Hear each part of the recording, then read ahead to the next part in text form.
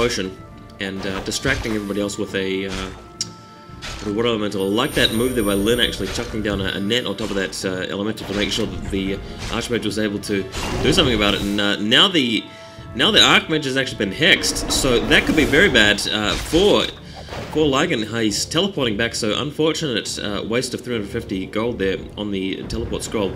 He's probably going to replace that straight away. There is with a shop. Another scroll immediately. Very important item for any Warcraft 3 player. Got a War Mill going down, so more upgrades for the Orcs coming on later. It looks like we've got Stormbolt train from the Mountain King according to the text we're seeing at the bottom left. Very handy replay text that sort of fills you in on certain things. But Xyligan posturing through the top of the map, and Peon's moving back home. I'm not sure what the idea is there. Maybe to use turn them into militia, but he's going to have to turn back. And oh, he doesn't turn back in time. The Orcs spot them. That's another net down on the Peon, on the peasant there, as well as the rifleman. So really unfortunate occurrence there by Xyligan. But in the meantime, heading back down to the bottom right, he's got a Blademaster there to defend, so Lyn has already anticipated that. Very nice play by Lyn. He's going to be able to prevent the little human attack team down the bottom right from doing too much damage. And oh, doesn't finish off the farm. The peasants there repairing. So that was unfortunate there by Lyn. Didn't stay around for another hit, but there we go. Oh, and he has cancelled the haul, so good play there by Xyligan, actually preventing that haul from continuing there. Very unfortunate for Lyn, but gotta hand it to Xyligan. Really good play here, and unfortunately Hex gone down on the Mountain King as returned now. So there's another teleport. That's probably going to be another teleport scroll. Not so much wasted, but used up, and this gives Lyn a bit of an opportunity to get his haul down. He's according to the chat text down here, he's got a peon heading down there to land another haul, but we've got a lot of casters coming in from Xyligan, and they're going to be pretty well upgraded by the time there's another fight, I think.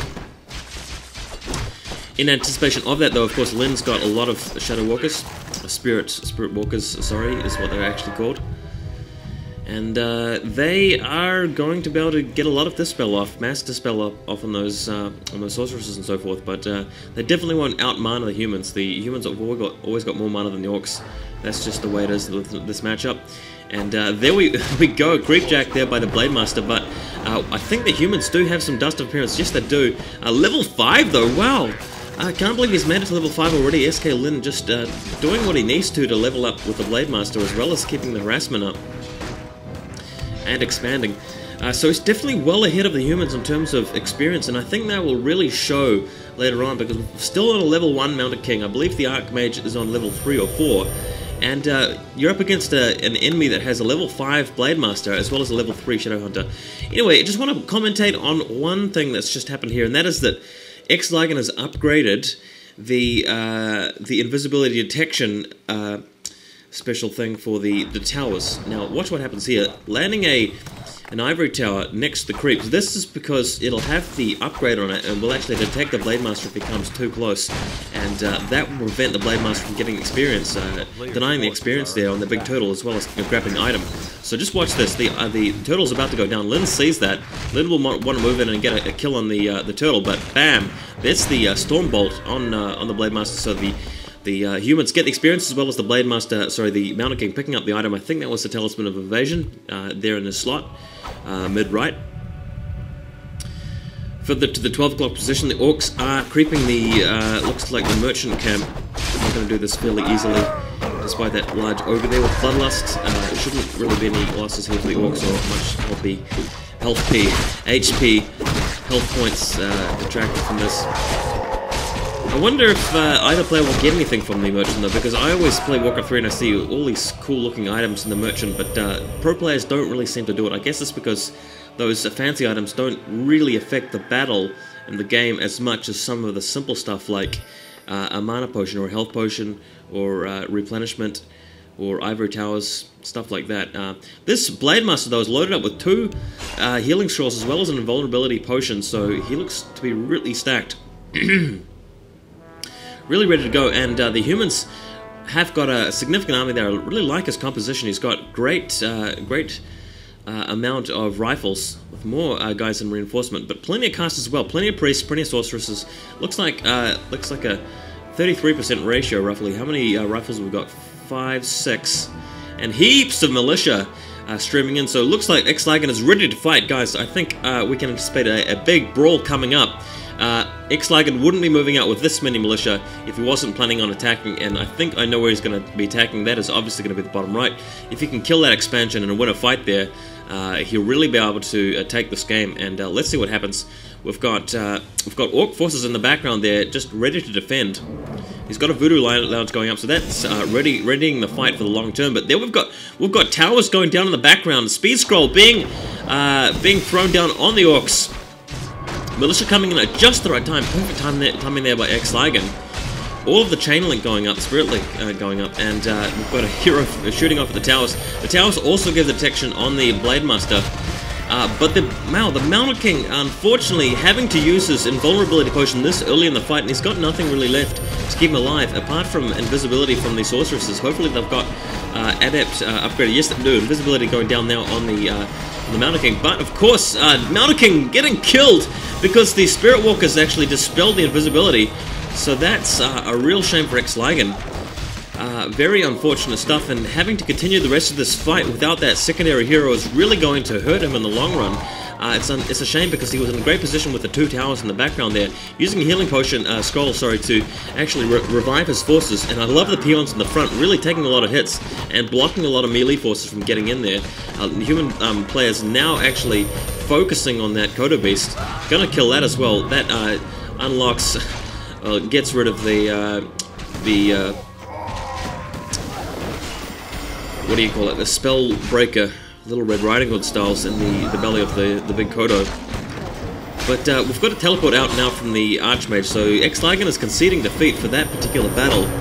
The Orcs will now get to crush these 2 towers, and I really liked Xyligan's play coming into that battle, but Lyn really pounced on those little mistakes like the positioning of the Mountain King and the fact that there was just really no way out of that for the Mountain King because of that dispel on the invisibility. Because of his lack of any backup items, he just really couldn't cut it. And wow, yeah, so Replay of the Year. I'm kind of surprised that this game has been voted Replay of the Year, just given play so far. Things haven't really been that exciting. It's been pretty stock standard play, although the level of play has been very high. I've seen some better replays this year, to be honest, but maybe there's more to come. We're only halfway through the game, well, just over half. Looking forward to seeing some really cool stuff coming up. Orcs look pretty stock standard here, so at least we're not seeing any funny business. There's no reason to say that this isn't a legitimate game. But here comes Xyligan the Seeker, the mage, with 3 more ivory towers. The Mountain King is back, and I believe the Mountain King is going to want some decent items. Hasn't really got anything in the way of healing, so there's this scroll of protection. It's not going to be enough, though. He really needed to buy an invulnerability potion as well. Maybe the shop was out of stock. But I just don't think the humans are going to be able to cut it, to be honest. There's a very large water elemental. I think we've got the mage at level 5 by now. But, man, I really like the positioning of these towers, though. Hopefully, Lyn won't spot it, and he has spotted it. The militia coming in now. This is preemptively. The Orcs streaming in now. They know that towers are on the way, and it could be a leapfrog tower with the... netting the Mountain King. This is bad for Lyn. I mean, bad for Xyligan. As I said, he's got no magic items that prevent the Mountain King from going down. It gets a bolt off on the Blade Master, but it's not going to matter. So that sucks for Xyligan. That was a real mistake. If he had managed to keep him out of there, he could have gone into this fight with 2 heroes, and that would have been crucial. If it only had an invulnerability potion or something like that. And now the human player is forced to spring his trap early and get stuck into battle. And this is just a 1-hero fight. We've got a lot of humans here, but again, Lyn has got an opportunity to come back from this. I think he would have been behind if it wasn't for that hero kill. Man, it looks like Tower's firing from behind the tree, so that's good. Lyn's got the higher ground there. But still, the Orcs still will be able to push through this, and the Orcs don't really have to do anything else. They just need to hang back here. One important point to mention at this stage of the game is that Xyligan took his expansion earlier, and there are only 2 expansions on this map. I like it how the peons are actually, the peasants are building an arcane vault there that gives some local item reinforcement, and the Archmage really does have a lot of items there. Using the scroll of regeneration there, it's really going to help out in terms of his unit HP, makes it so the priests don't have to use up so much mana. But yeah, man, it's a matter of putting down some more towers and waiting for that Mountain King to come back, and hopefully equipping that Mountain King a little bit more effectively with some defensive gear, because he needs it. A little bit of a scuffle in danger of breaking out here. Gonna wait for those towers to finish, but Lyn doesn't want to wait for the towers to finish. He's gonna attack them right now, but unfortunately, with about 8 peasants repairing that tower, it's gonna be very tough to stop that one from being completed. We've already got a couple of towers in the background, although, excuse me, having said that, there was those arcane towers back there. Looks like Xyligan's plan is just to push forward with more towers and more towers on the route.